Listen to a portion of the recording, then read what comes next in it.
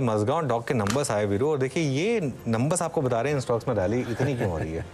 Sales 2000 crore से बढ़ के 3000 करोड़ के ऊपर, प्रॉफिट 326 करोड़ से बढ़कर 663 करोड़, मतलब डबल से ज़्यादा हो गया प्रॉफिट। 50% से ज़्यादा की सेल्स ग्रोथ है और डबल से ज़्यादा की प्रॉफिटेबिलिटी हुई है।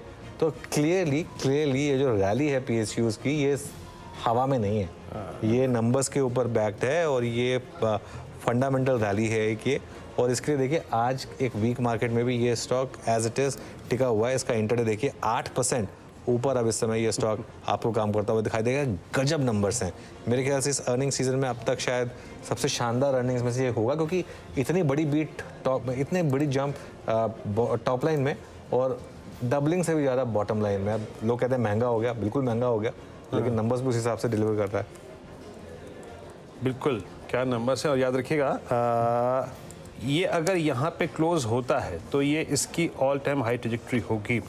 गौरांग, आपका व्यू इस वक्त मज़गांव डॉक पे 3306 ऑल टाइम हाई, और इनफैक्ट इस नंबर से पहले मेरे ख्याल से ये बाइंग जो थी वो 10 मई के आसपास स्टार्ट हो गई थी। 10 मई से लेकर अब तक ये ऑलमोस्ट आप समझ लीजिएगा कि 2160 से 3320। गौरांग, आपका व्यू, जैसे कि रोज कहते हैं कि ये खोखली रैली नहीं है, ये कोई स्पेकुलेशन नहीं है, ये कोर फंडामेंटल्स को बजाय चेस करता हुआ। वीरेंद्र, 30 सेकंड का समय दीजिएगा इस प्रश्न का उत्तर देने के लिए। देखिए, पहले तो मज़गांव 5 पांडव हैं सरकारी कंपनियां रक्षा क्षेत्र में: Mazagon Dock, Cochin Shipyard, Bharat Dynamics, Hindustan Aeronautics Limited और BEML। ये मैं 5 पांडव इसलिए बता रहा हूं क्योंकि ये बहुत ही सक्षम, मजबूत और आने वाले भविष्य में 3 से 5 साल का मैं बात कर रहा हूं। हम ये बात नहीं कर रहे 6 महीने, साल भर के लिए।